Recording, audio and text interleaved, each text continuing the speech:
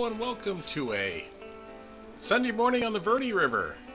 Heading to Needle Rock today, and I forgot to put the GoPro camera in my bicycle. So,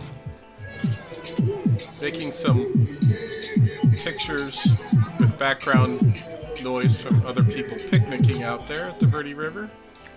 But got on the river, got away from the noise. Overall, it was pretty good today. It's going to be like 92, so we got out a little bit early today before it got too hot.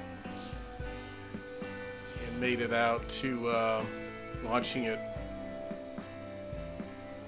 the river and went back over to the picnic area, the Needle Rock picnic site. The shuttle driver was along today.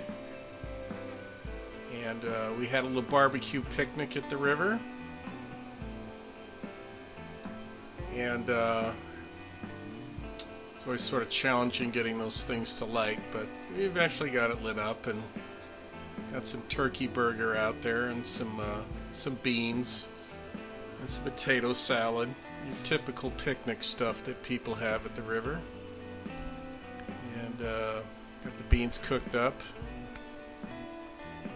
Shuttle driver's got her stuff ready.